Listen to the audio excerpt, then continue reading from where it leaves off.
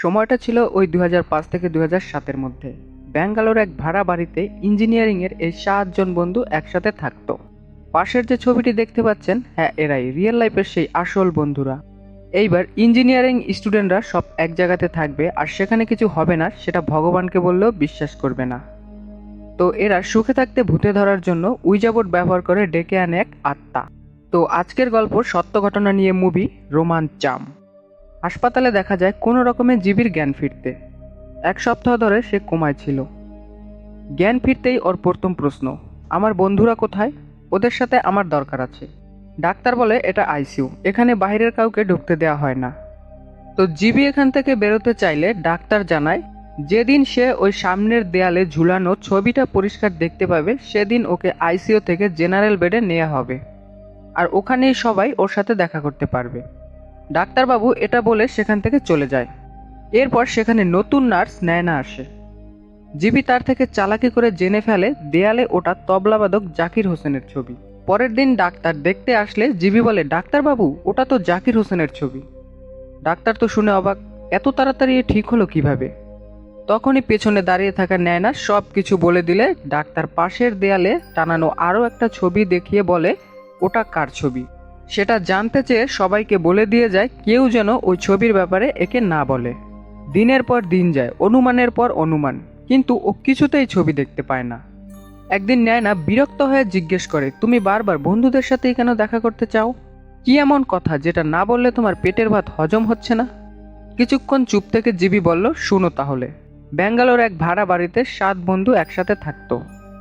এ হচ্ছে সোমান, চাকরি ছেড়ে বর্তমানে ওয়েস্টার্ন কমোডের ব্যবসা করছে। আর এ হলো নিরূপ, বর্তমানে ইন্টারভিউ দিয়ে জয়নিং লেটার পাওয়ার অপেক্ষায় আছে। বাড়িতে সবাই এর কথা শুনেই চলে। মুকেশের অবস্থাও নিরূপের মতো, কিন্তু পাক্কা নেশাখোর। বিড়ি, সিগারেট, কাশির সিরাপ, সময় বুঝে সবই চলে। কুট্টান পেট্রোল পাম্পে পার্ট টাইম জব করে, আর সিজাব পানের স্বপ্ন ছিল বড় ড্যান্সার হওয়ার, কিন্তু মাল খেয়ে এখন মেশিংয়ের আওয়াজে নাচে। রিভিন গ্রুপের একমাত্র চাঁদের টুকরো, যার কাছে চাকরি আর গার্লফ্রেন্ড দুটোই আছে, সাথে হাইজেনিক ও পুজো আশ্রয় বিশ্বাসী, একেবারে সোনার টুকরো ছেলে। আর রইল বাকি জিবি, চাকরির চেষ্টা করতে গিয়ে দিন শেষে হাসপাতালে টানানো ছবি দেখে সময় কাটাচ্ছে। এদের অগোছালো জীবনকে একটু সোজা করার জন্য নিরূপ সবার জন্য কাজ দিয়ে রেখেছে। নিরূপ আর কুট্টান রান্না করবে, সিজাপ্পান আর জিবি পরিষ্কার করবে, রিবিন মাসিক রেশন আনবে, সোমান আর মুকেশ বাসন মাজবে। সেই মতন কাজ বুঝে সবাই নিজেদের দায়িত্ব পালন করতে লাগলো। কেউ বাড়ি পরিষ্কার করার নামে সাবান জল ঢেলে মেঝেতে সাঁতার কাটে, কেউ দোকানে খৈনি কিনে বিল ছিঁড়ে ফেলে মাথায় টুপি পরানোর জন্য, কেউ করে বাথরুমে হাতের চর্চা। তো দ্রুত কাজ সেরে সবাই সন্ধ্যায় অনুপের বিয়েতে যাওয়ার জন্য রেডি হয়ে যায়। কিন্তু পকেটে নেই টাকা, তাতে কি হয়েছে, এরা সব থেকে বড় উপহার দিবে। এরা অনুপের বিয়েতে সোমানের ওয়েস্টার্ন কোমোড সুন্দরভাবে প্যাক করে নিয়ে যায়। তাদের সে কি নাচ! এরা প্রতি রাতে ছাদে ভলিবল খেলে, কিন্তু জিবির পছন্দের ক্যারাম কেউ না খেললে জিবি চলে যায় পাশের পাড়ার এক বন্ধুর বাড়ি। সেখানে আবার ডিজে বাবু উইজা বোর্ড ব্যবহার করে আত্মা ডেকে আনার চেষ্টা করে। এই ডিজে বাবুর নাকি এইসবে অনেক জ্ঞান, কিন্তু আজ পর্যন্ত সে কোনো আত্মা ডেকে আনতে পারেনি। তখনই মন্দিরে পূজা শুরু হলে ডিজে বাবু থেমে যায়, কারণ প্লানচেট করার সময় নাকি ঈশ্বরের নাম করলে কোনো আত্মারা আসে না। জিবির ব্যাপারটা বেশ ভালো লাগে, তাই একদিন জিবি ডিজে বাবুর কাছ থেকে উইজা বোর্ডের বিষয়ে জেনে দীপাবলির রাতে সকল বন্ধুদের অনুরোধ করে উইজা বোর্ড খেলার জন্য। বোর্ডের মাঝে মোমবাতি জেলে গ্লাস দিয়ে ঢেকে ওটার উপর আঙুল রেখে জিবির কথা মতো শুরু হয় প্লানচেট। আত্মা এলেই নাকি গ্লাসটার জায়গা পরিবর্তন করবে। এই আশায় বেশ কিছুক্ষণ থাকার পরও কিছু হলো না, সবাই রাগ করে উঠে চলে যায়। তবে প্ল্যান ফেল করলেও জিবি থামলো না। জিবির মাথায় এলো এক দুষ্টু বুদ্ধি। ধুলোয় পড়ে থাকা ক্রাম বোর্ডটাকে পরিষ্কার করে তার উপর পাউডার ছড়িয়ে সুন্দর করে তৈরি করলো উইজা বোর্ড। জিবি আবার সবাইকে অনুরোধ করতে লাগলো। এদিকে নান্টু বাবুর মেয়েকে ঝাড়ি মরার কারণে বাড়িতে এসে সোমানকে থ্রেট দিয়ে গেলে রিভিন নান্টু বাবুকে সাপোর্ট করে বন্ধুদের কথা শোনায়। তবে বাড়িতে ঢুকে জিবির কাণ্ড দেখে বলে, এইসব কার্টুনগিরি এখানে চলবে না, এগুলো দেখে ঈশ্বর কি ভাববে। নিরূপ গালাগালির প্রতিশোধ নেওয়ার জন্য বলে, হ্যাঁ রে জিবি, আত্মারা ঈশ্বর থাকলে আসে না তাই না? তাহলে চল সব ঈশ্বরকে ওর ঘরেই রেখে আসি। আসলে রিবিন কিছু বেশি টাকা দিয়ে একটা আলাদা রুমে থাকতো, সবাই মিলে সব ঈশ্বরকে রিবিনের রুমে রেখে আসে। এইবার ঘর অন্ধকার করে মোমবাতি জ্বালিয়ে শুরু হলো আসল খেলা। প্রায় 30 মিনিট ধরে এসব চলার পরেও কিছু না হলে সবাই বোট ছেড়ে উঠতেই যাবে, তখনই জিবি আস্তে করে চাপ দিয়ে গ্লাসটা সরিয়ে দেয়। ব্যাস, এক ঝটকায় সব গেড়ে বসলো। নিরূপ তো অবাক, আর কুট্টনের মুখে পারলে একটা রসগোল্লা ঢুকে যায়। জিবি সবার দিকে তাকিয়ে মজা নিয়ে বলে, আত্মা তোমার নাম কি?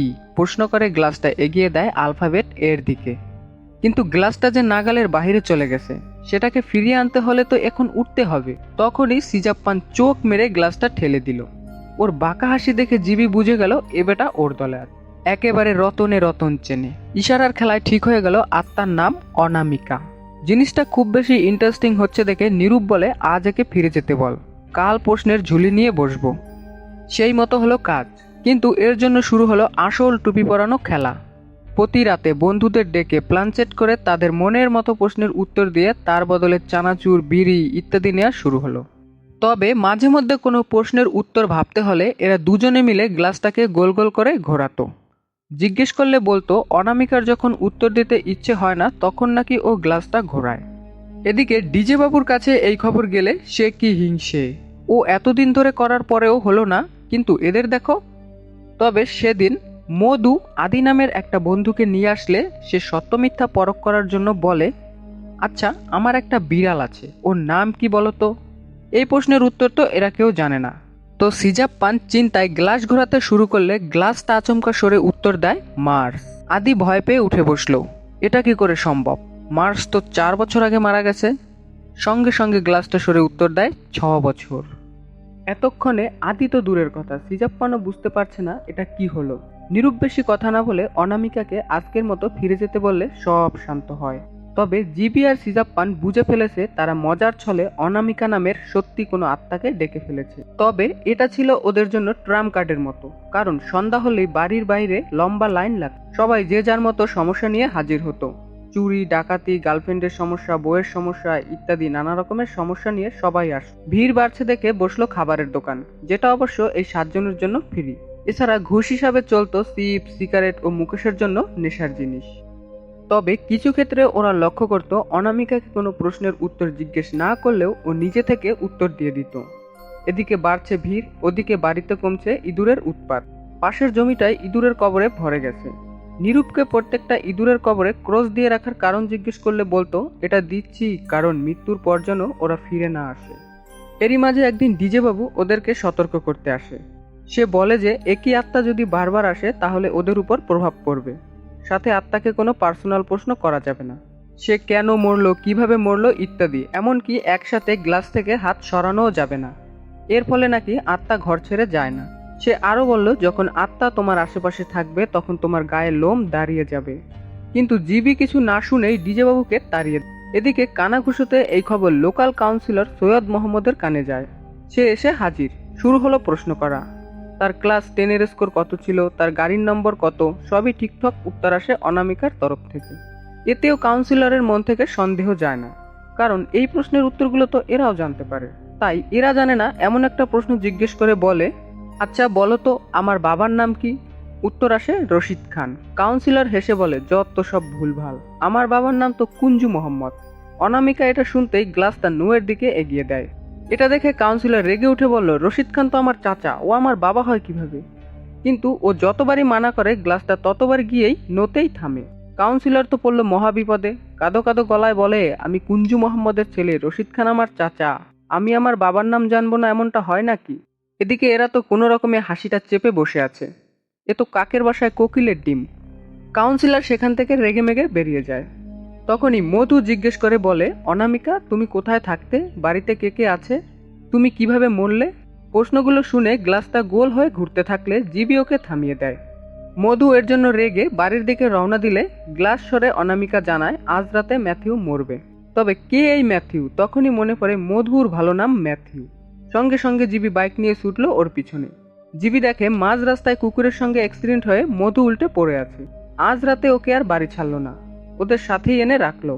কিন্তু যেই শুনেছে অনামিকা বলেছে ম্যাথিউ মরবে, তখনই ভয় পেয়ে বাড়ি পালিয়ে যায়। তবে রাত কিন্তু এখনো শেষ হয়নি। এদিকে রিভিন রাতে বাড়ি ফিরে জানায় আর এক কাণ্ড। কদিন ধরেই নাকি ও বাড়ি ফেরার রাস্তা হারিয়ে ফেলছে। পথে উঠলেই রাস্তার সমস্ত লাইট নিভে যায়, কেমন জানি একই জায়গায় বারবার ঘুরতে থাকে। এসব শুনে জিবি আর সিজাপ্পান ভেবে পায় না মজার জন্য তৈরি করা অনামিকা সত্যি হলো কিভাবে। তবে ঝটকা লাগলো সকালে। গত রাতে নাকি অনুপের বাবা মারা গিয়েছে। যার নাম ছিল ম্যাথিউ। পরের রাতে প্রায় ভোরের দিকে জিবির ঘুম ভাঙলে দেখে সবাই উইজাবোর্ড খুলে বসে আছে, কারণ অনামিকা নাকি যেতেই চাইছিল না।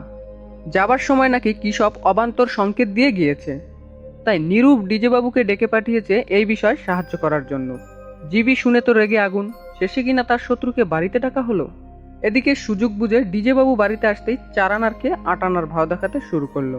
তবে প্ল্যান চেট করতেই অনামিকা হাজির হলে ওর তো ভয়ে শুকিয়ে যায়, কারণ ও এতদিন যেটা ভুল ভাবছিল সেটা নাকি সত্যি। সবাই বিষয়টা নিয়ে মজা করতে থাকলে ডিজে বাবু প্রেস্টিজের কারণে বলে, আচ্ছা অনামিকা, তোমাকে এরা যতবার যেতে বলেছিলে তুমি কি সত্যিই গিয়েছিলে? উত্তর আসে নো, সে বিগত 27 দিন ধরে এখানেই আছে। এটা দেখে তো সবাই অবাক। ডিজে বাবু আবার জিজ্ঞেস করে, অনামিকা তুমি কি এদেরকে মারতে চাও? উত্তর আসে ইয়েস। এটা দেখে জিবির আর সহ্য হলো না, মারতে মারতে ডিজে বাবুকে বের করে দিলে ডিজে বাবু ওদেরকে অভিশাপ দিয়ে চলে যায়।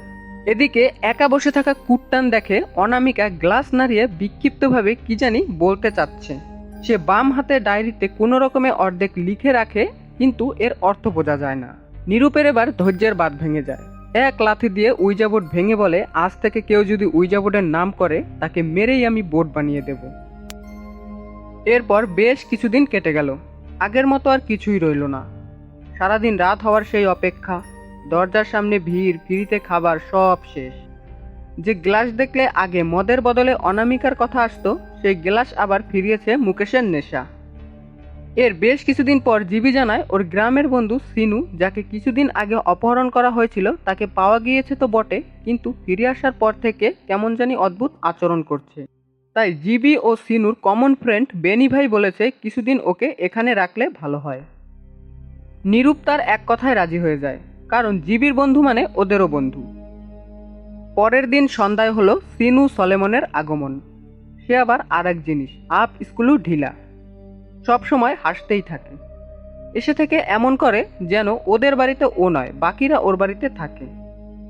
কুট্টানকে কাশির জন্য জল গরম করতে দেখে বলে, একবার খুলির গরম স্যুপ ট্রাই করে দেখবি, গলা জম্মের মতো সেরে যাবে। শুধু তাই নয়, বাড়ির ইঁদুরগুলোকে জ্যান্ত ধরে দেয়ালে ছুঁড়ে মেরে ফেলতো। সেদিন আবার বলে, কিনে নিরূপ, তুই ওয়ার্কআউট করিস না? আমি আর জীবিত রোজ দেয়াল ধরে ঘাম ঝরাতাম, ওই মানে ওয়ার্কআউট। তবে এর থেকেও সেদিন আর এক অদ্ভুত কাণ্ড ঘটল। সিনু কখনো কখনো কয়েক মিনিটের জন্য স্ট্যাচু হয়ে যেত। যখন হুঁশ আসতো তখন কিছুই মনে থাকতো না। সেদিন তো সকালে স্নান করে এসে ভিজা গায়ে স্ট্যাচু। বাকিরা অবাক হয়ে নাটক দেখছে, ডাকলেও শুনতে পায় না। শেষে জিবি রিমোট ছুঁড়ে মারতে হুঁশ আসতেই বলে, জিবি, এভাবে কাউকে রিমোট ছুঁড়তে হয়? ভদ্রতার দরকার হলে মাথার জিবিটা একটু বাড়িয়ে নিস। এর কাণ্ড দেখে সবাই ভাবে এই মালটাকে কি ভূতে ধরল নাকি। দিনের পর দিন ওকে নিয়ে সবাই মজা করছে দেখে জিবি অসম্মানে পড়ে যায়। কিন্তু সেদিন মাঝরাতে সিনুকে দেয়ালের দিকে তাকিয়ে কারো সাথে কথা বলতে দেখে জিবি ভয় পেয়ে সবাইকে জাগিয়ে দেয়। তখনই সিনু সবাইকে শান্ত হয়ে ঘুমিয়ে পড়তে বলে। তাই পরের দিন সবাই ঠিক করলো জিবি সিনুর সাথে কথা বলে ব্যাপারটা ঠিক করে নেবে। সেই মতো জিবি আর সিজাপ্পান ওকে বোঝাতে গেলে চমকে উঠল। সিনু ঘরের দেয়ালে লাগানো পোস্টারের মেয়েটার সাথে কথা বলছে। আমি তোমায় রাত বিরতে এদিক ওদিক ঘুরতে দেখেছি, তুমি তো না ঘুমিয়ে শরীর খারাপ করে ফেলবে দেখছি। ব্যাস, এটা দেখে জিবির মাথা গরম হয়ে যায়। দেয়ালের পোস্টার ছিঁড়ে জ্বালিয়ে ফেলল। বিষয়টা বাড়াবাড়ির পর্যায়ে গেলে জিবি বেনি ভাইকে ডেকে পাঠায়, কারণ সেই সিনুকে এখানে রাখতে বলেছিল। ব্যস্ততার মাঝে সময় বের করে বেনি ভাই আসলো তো বটে, কিন্তু জিবি যতবার বিষয়টা নিয়ে বলতে যায় ততবারই সিনু চলে আসে। এই করতে করতে শেষে বেনি ভাই রেগে চলে যেতে চাইলে উল্টে সিনু বলে, বেনি ভাই রাগ করো না। জিবির মাথা মনে হয় খারাপ হয়ে গিয়েছে। অকারণে রিমোট, বিরিয়ানি ছোড়াছুড়ি করে। মাঝরাতে যখন তখন ঘুম থেকে উঠে লাফালাফি পঞ্জত্ব করে। সেদিন সামান্য ইঁদুর মেরেছি বলে 2-4 কথা শুনিয়ে দিল, জানো তো, ওকে দ্রুত ডাক্তার দেখানোর ব্যবস্থা করো, ততদিন আমি ওর খেয়াল রাখবো। সেদিন প্ল্যান কাজ না করলে শেষমেশ এরা ঠিক করলো নিরূপ আর জিবি ওকে ডেইলি নজরে রেখে ওর সাথেই প্রতি রাতে শোবে। এর পরের দিন থেকে খেতে বসতে যাই করুক না কেন এরা ওর পিছু পিছু থাকে। কিন্তু সেই দিন রাতে কিছু একটা হওয়ার পর সব পাল্টে গেল। সেই দিন মাঝরাতে সিনু হঠাৎ ঘুম থেকে উঠে দেয়ালের দিকে কিছুক্ষণ তাকিয়ে থেকে সোজা গেট দিয়ে বেরিয়ে হাঁটা দিল অন্ধকার রাস্তায়, রেল লাইনের দিকে। নিরূপ আর জিবি চুপচাপ ওকে ফলো করছে। কিছু দূর এসে বটগাছটার সামনে দাঁড়িয়ে বলল, ওই দেখ, ওখানে মুনিয়াপ্পার লাশ পাওয়া গিয়েছিল। ট্রেনে কাটা পড়ে মাথাটা ঘুরিয়ে এই দিকটায় চলে আসে। আর ওই যে ওই পাশে বড় বটগাছটা দেখছিস, ওটার ডালে ডেভিডকে ঝুলন্ত অবস্থায় পাওয়া যায়। জিপটা এই বুক অবধি ঝুলছিল। আচমকা সিনু একটু ঘুরে ওই দূরের একটা ভাঙাঘর দেখিয়ে বলল, ওখানে আগে অনামিকা থাকতো, আর ওখানেই আমাদের অনামিকা মারা যায়। এটা শুনে জিবির হাফ প্যান্ট আর নিরূপের লুঙ্গি পুরো ভিজে যায়। কারণ সিনু বাড়ি আসার পর থেকে আজ অবধি কেউ অনামিকার নামটা ওর সামনে মুখেও আনেনি। তাহলে এ জানলো কি করে? জোরে চিৎকার করে এরা দৌড়াতে শুরু করলো। নিরূপ তো লুঙ্গি তুলে দৌড়াচ্ছে, আর পিছনে হাসতে হাসতে আসছে সিনু। এরা কোনো রকমে বাড়ির গেটে আসলে সিনু বলে, আজকের মতো এখানেই, কাল আবার দেখা যাবে। ব্যাস, এই ঘটনার পর নিরূপের মাথার তার ছিঁড়ে যায়। জিবির কলার ধরে বলে, এই মালটাকে যেভাবে হোক বাড়ি পাঠা, তা না হলে তোকে আমি বটগাছে ঝুলাবো। সকাল হলে বেনি ভাই আর সিনুর মা ওকে নিতে আসলো। সিনু তো যেতেই চায় না, ও খুব ভালো আছে এখানে। সিনু যখন জানতে পারলো ওর প্রিয় বন্ধু জিবি ওকে নিয়ে যেতে ডেকে পাঠিয়েছে, তখন মনটা ভেঙে গেল। জিবির সে সাহস ছিল না ওর চোখের দিকে তাকিয়ে সে কথাটা বলুক, কিন্তু কি করবে, মন না চাইলেও সিদ্ধান্ত নিতে হলো। এটাই হয়তো ভাগ্যের পরিহাস। তবে এই দিনের পর থেকে সব খারাপ হতে শুরু করলো। সুমান যাকে ভালোবাসতো তার বিয়ে অন্য কারোর সাথে হয়ে যায়। নিরূপের বাইক যখন তখন নষ্ট হয়ে যাচ্ছে, বাকিদের ইন্টারভিউ ডাক আসে না। রিভিন প্রতিদিন রাস্তা ভুলে বাড়ি ফিরতে লেট করে ফেলছে। এদিকে কুটটান পেট্রোলের জায়গায় ডিজেল ভরে ফেললে ওর কাজটাও চলে যায়। আর সেদিন রান্না করতে গিয়ে কুকারটাও গেল ফেটে। ডিজে বাবুর অভিশাপ কি সত্যিই লাগলো? যারা কিনা কোনোদিন এসব ভূত পেতে বিশ্বাস করতো না, তাদেরকে এখন এইসবে বিশ্বাস করতে হবে? জিবির এখনো মনে হয় এগুলো তাদের মনের ভুল, তাই সবার সামনে স্বীকার করে সে আর সিতাপ্পান মিলে গ্লাস নাড়িয়ে অনামিকার গল্প ফেঁদেছিল। এই বলে এতদিন ধুলোয় পড়ে থাকা ওই জাবরটা বের করতেই রিভিনের বাড়ি ফেরার সমস্ত লাইট নিভে যায়। জিবি লাইট বন্ধ করতে বললে কুটটান সুইচ বন্ধ করার আগেই সেটি অটোমেটিক বন্ধ হয়ে যায়। বাথরুমে বসে থাকা মুকেশ শুনতে পায় কলের ভেতর দিয়ে অদ্ভুত আওয়াজ। বাতাসে ঘরের জানালাগুলো ধূপধাপ আওয়াজ করছে। সিজাপ্পান ঘরের জানালাগুলো বন্ধ করতেই যাবে, তখনই রুমের দরজা দুম করে বন্ধ হয়ে যায়। নিরূপ দেখলো মোমবাতির আলোয় একটি ইঁদুর টেবিল থেকে পড়ে নিজেই মারা যেতে। ব্যাপারটা ভালো ঠেকছে না। জিবি জেদের বসে বলে, কতগুলো আত্মা দেখতে চাস, আয় দেখাচ্ছি তোদের। তখনই সবার নজর জানালার দিকে যায়। জানলার ওপারে এক নয় হাজির হয়েছে একাধিক আত্মা। এক ঝটকায় শিরদাঁড়া বেয়ে নেমে আসলো ঠান্ডা বরফের অনুভূতি। জিবি গ্লাসে হাত রাখতেই গ্লাসটা বন বন করে ঘুরে জানিয়ে দিল অনামিকা এসে গেছে। তখনই জিবির হাতের লোম দাঁড়িয়ে যায়। মনে পড়ল ডিজে বাবু বলেছিল, আত্মা যখন তোমার আশেপাশে থাকবে তখন শরীরের লোম দাঁড়িয়ে যাবে। এরপর আর কারো সাহস হলো না ঘরে থাকার। সবাই ঘর থেকে বেরিয়ে আসলো। মুকেশও লুঙ্গি তুলে বেরিয়ে আসলো। রিবিন ওদের সামনে বাইকে গোলক ধাঁধার মতো ঘুরতে থাকে। তখনই ঘরের সবকটা মোমবাতি নিভে দরজা দুম করে বন্ধ হয়ে যায়। পরের দিন শুদ্ধিকরণের জন্য ডাকা হলো পাদ্রী আর পুরোহিত।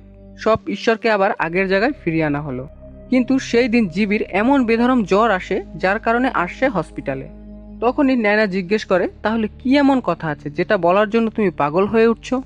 জিবি একটু থেমে বলল, সেই দিন অজ্ঞান হওয়ার আগে আমি অনামিকাকে দেখেছিলাম।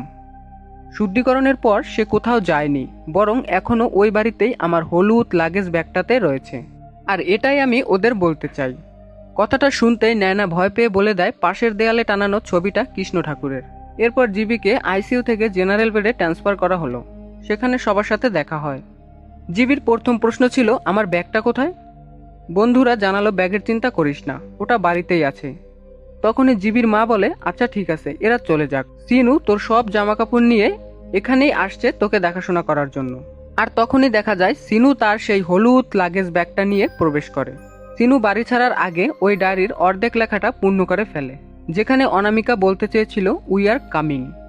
আর এই ঘটনার সাথেই রোমাঞ্চমের প্রথম পর্ব এখানেই শেষ হয়।